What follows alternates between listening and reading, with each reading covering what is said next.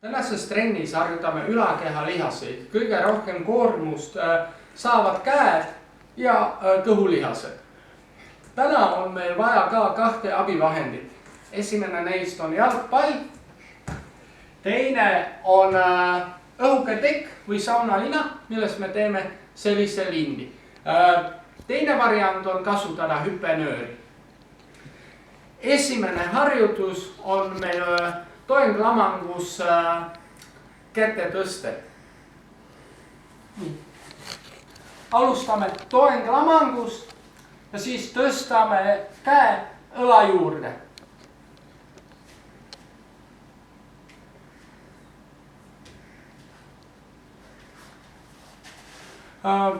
U13 teeb mõlema käega 8 korda, U12 7 korda.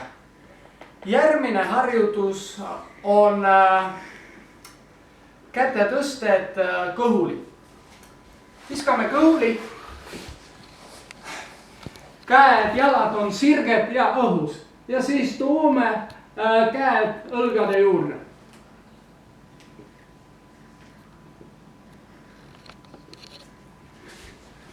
Nii, U13 teeb 15 ja U12 12 korda. Järgmine harjutus on keeruline, need on triitsepsi kätekõverdused. Alustame toenglamangust, aga nii, et põlved on maas. Umbes selline asend, siis liigutame käed natuke ettepoole ja siis tuleme alla. Küünarvarred on maas, siis tõuseme tagasi.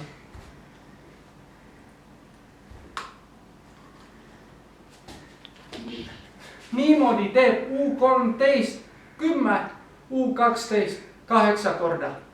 Järgmine harjutus on jalgade tõstmine tagurpidi plangus.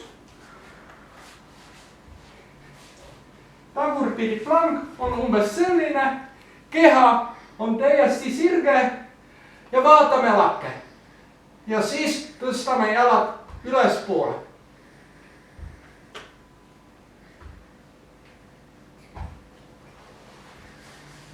Nii, seda teeb U13 7 korda iga jalaga, U12 6 korda. Järgmine harjutus on see, kus me vajame seda linti. Nii, tõuseme üles, haarame lindi niimoodi, haarame lindi alt poolt ja paneme ühe jala peale. Ja siis tõstame jala ülespoole.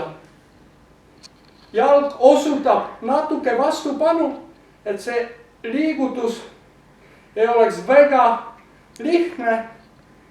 Käed tulevad täiesti ülespoole. Järgmises ringis võime teha teise jalaga. Kokku tuleb teha U13 puhul 12 ja U12 puhul 10 korda. Järgmine harjutus on see, kus meil on palli vaja. Teeme kerepöördeid. Nii, alustame istulit. Keha on natuke tahapoole kallutatud. Jalad on õhus. Ja siis tõstame palli ühel poolel teise.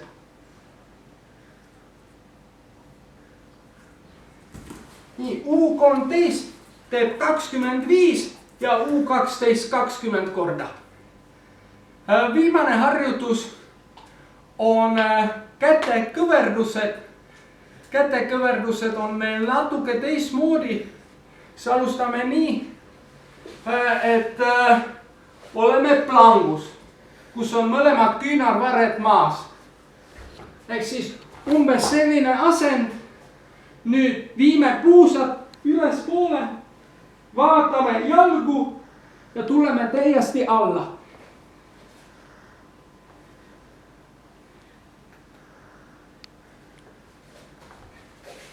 Niimoodi teeme 10 kätekõverdust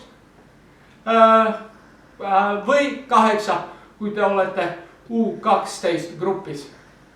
Sellega lõpeb esimene ring. kokku tuleb teha nagu tavaliselt 3 ringi.